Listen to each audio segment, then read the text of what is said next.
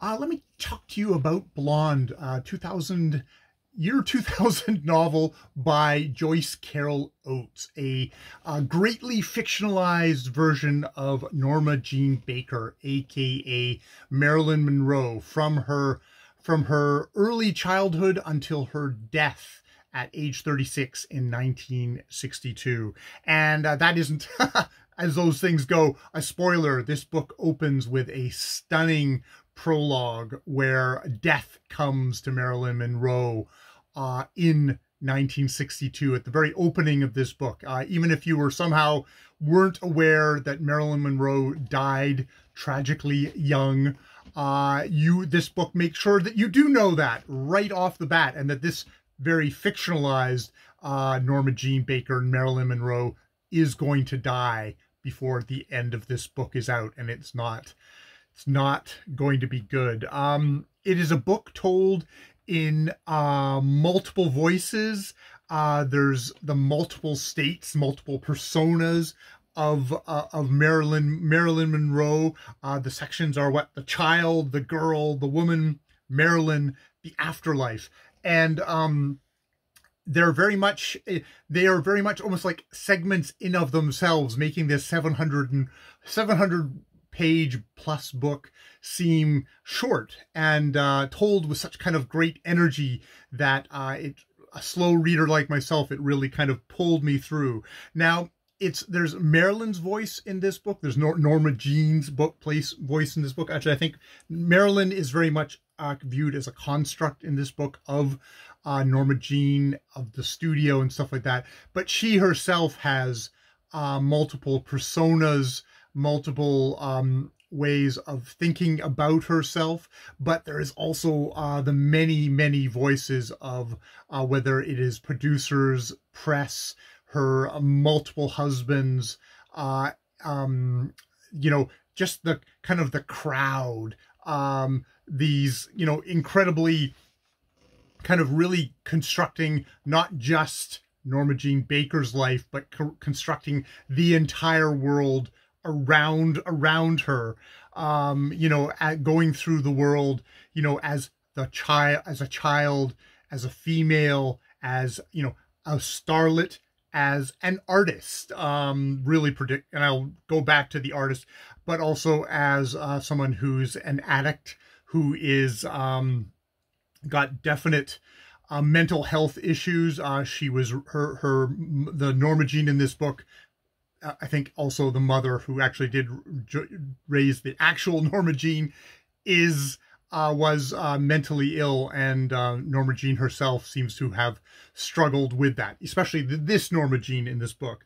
I mean, I think probably the big thing to come up with this, when I said at the very beginning, is that this is a greatly fictionalized account of the famous movie star. But it makes very pointed ways of saying this is not a nonfiction book. This is not something that you should read as Marilyn Monroe's official biography. There is a throuple in here that never happened, which is like results in a pregnancy, which didn't happen because this throuple didn't happen.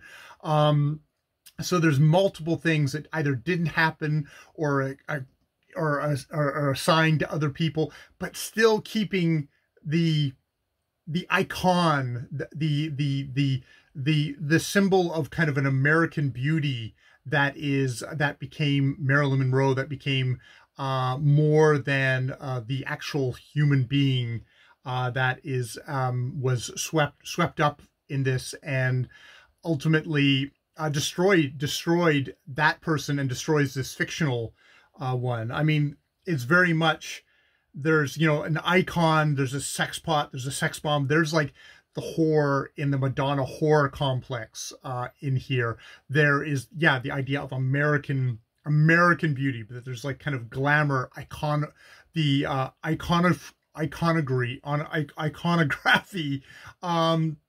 There's also kind of the almost idea of the scapegoat. Like, this is something, nothing like the way a beautiful young woman can be hated in that time. And obviously in the time now, you just have to click on any entertainment site to see some young woman being completely pilloried, and the amount of vitriol and hate getting directed towards them, that you know that's not about this person, that's about the haters in all this. Which, you know, this kind of goes into this thing of like, you know, there's the heavy fictionalization of Norma Jean Baker. Is this exploitation, or is this trying to get to the heart of Marilyn Monroe? By the end, this book is disgusting. This book is sleazy.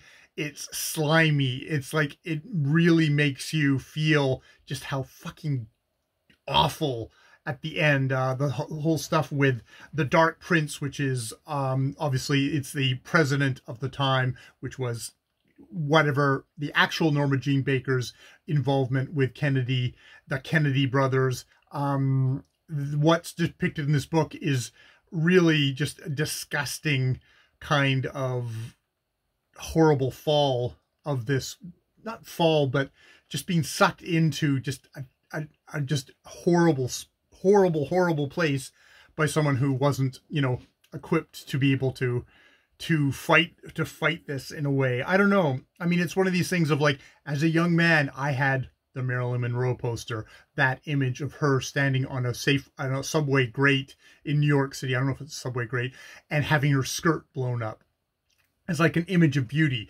I had that well before I'd ever seen any of her movies. I think I've seen like 5 of her movies, but All About Eve is sort of like a bit part. But then I've seen like 4 of her movies. So I got to, later in life, I got to like find out behind just the image, just like kind of like a Warholian image of Marilyn Monroe, or the image of her on the subway grate. Like, I got to see her movies and got to see just like how amazing of an actress, of a comedic actress, of an artist she was. And you know, that's the thing about this book, is that I think the strongest impression I come away from this book with is the idea of Norma Jean Baker as an artist, disturbed and super sensitive. Oates uses a lot of quotations, some quotations from Vladimir Nijinsky, who was this very was the famous dancer of his era, who sadly had his own mental health issues and ended up he passed away in a mental institution, but he left behind a diary. And there's definitely, Oates is doing her best of this, at least her telling her imagining of Norma Jean Baker is of a very sensitive artist who, you know, everything told was like, people who worked with her were just like, what the hell is she doing? What the hell is she doing? She's being so difficult. She's being blah, blah, blah. And then they would watch the dailies and go, holy shit, what she's done translates to the screen in a way that we didn't catch it being there on set with her, but the film caught it. And there's like, it's like that kind of an artistry is really emphasized. And there's parts in the book where some of her movies are denigrated, but in some ways they're denigrated through the viewpoint of Norma Jean herself, saying like, I'm capable of so much more, even though that they and themselves are, you know, Some Like It Hot, The 7-Year Itch, are like, no, she's doing an amazing job with her part, and making stunning imagery and stunning portraits, bus stop, things like that. Those are the ones that I know, so I can talk about those ones.